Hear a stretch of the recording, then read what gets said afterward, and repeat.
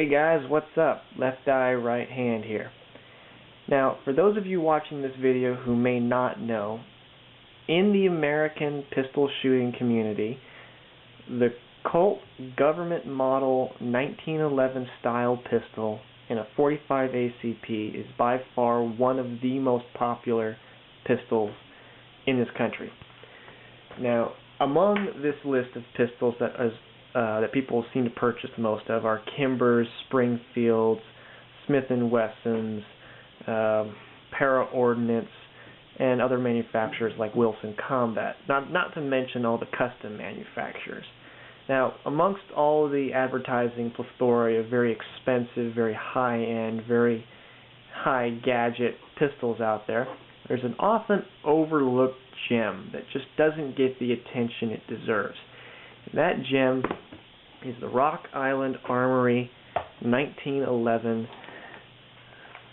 pistol. Right, as seen right here. This pistol is mine, and I have dubbed it Mr. Happy Face for obvious reasons.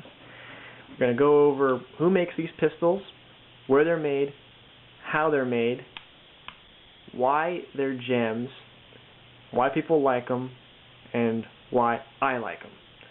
So, here we go. This guy right here is marketed under the name Rock Island Armory. Rock Island Armory is a subsidiary of Armscor Company based in the Philippines, where these pistols are made.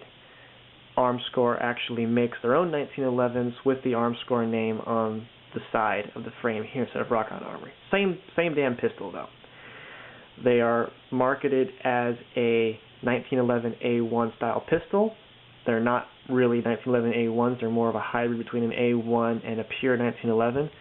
They got the government A1 sights, the A1 short trigger, A1 style hammer and beaver tail. Where they are actually 1911 style is the rear mainspring housing right here, which also happens to miss a lanyard ring, which you would see on true government pistols. Also, the slide is also 1911 A1 with this curved loop. 1911 pistol be a bit more vertical and forward. But that's irrespective. Lowered and flared ejection port, and it is shipped in this case with foam and a few other paperwork and some other stuff, just letting you know that they've done testing on it and whatnot. They're typically shipped with a magazine called an ACT mag. Fits like that.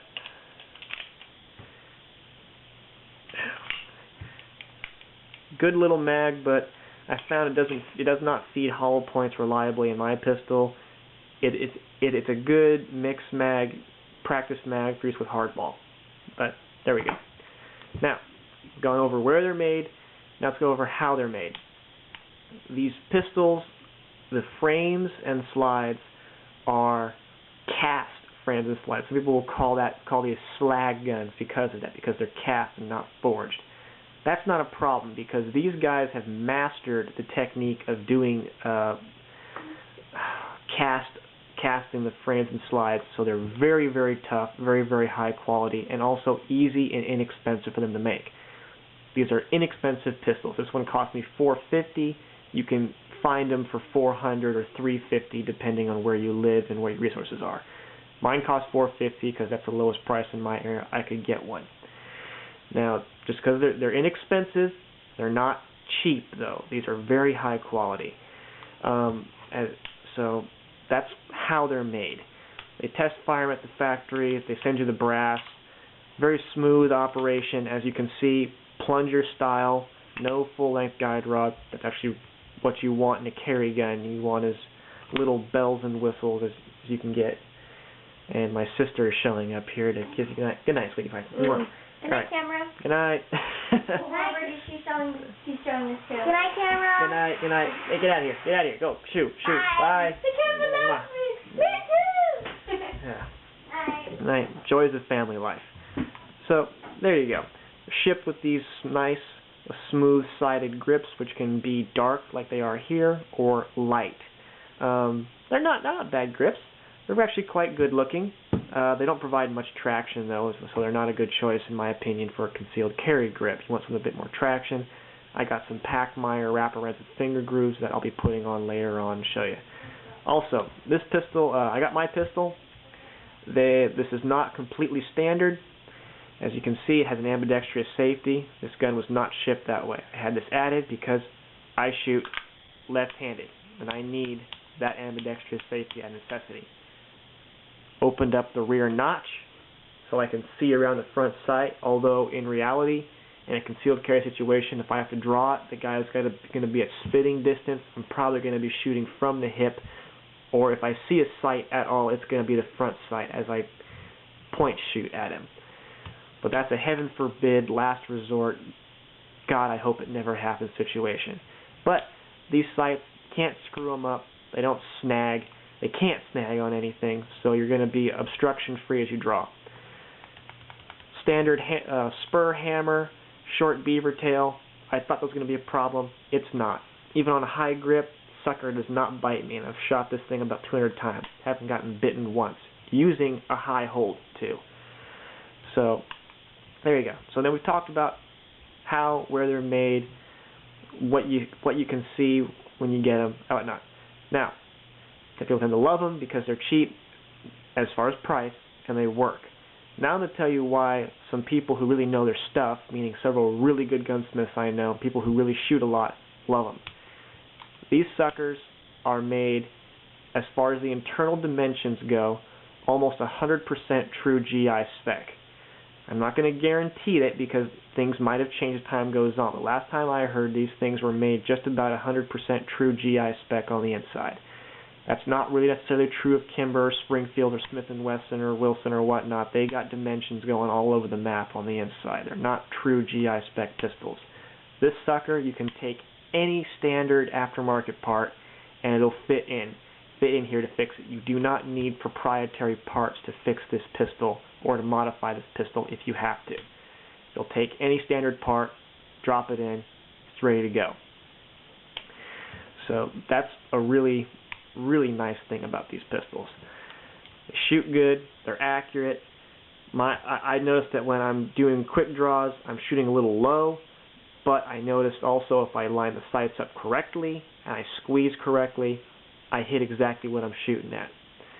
And that reminds me, the only thing that was not really good about this gun out of the box was the trigger. It was gritty and it was unpredictable as far as when it would break.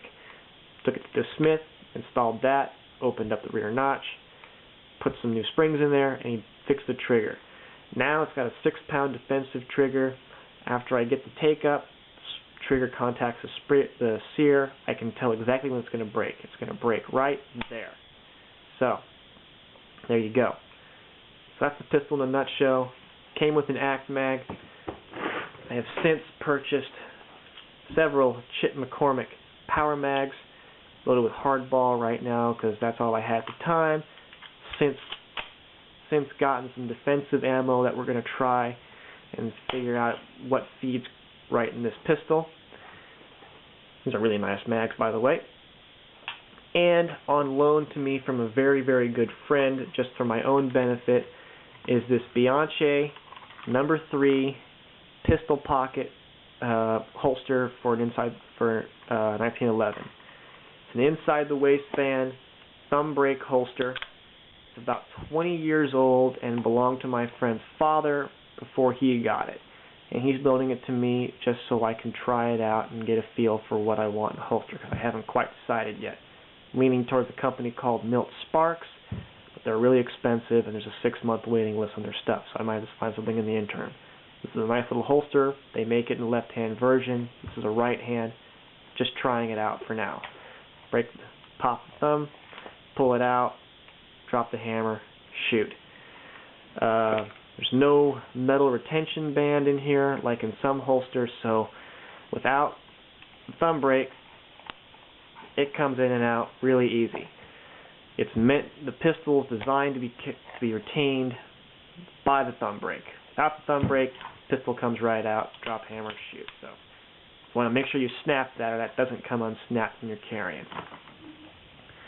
So, that's Mr. Happy Face in a nutshell. Probably going to be doing some shooting here before too long if I can finagle it for video purposes. And we'll see what happens. Alright, till next time, stay safe, keep your sights lined up, follow along, kids. See you next time.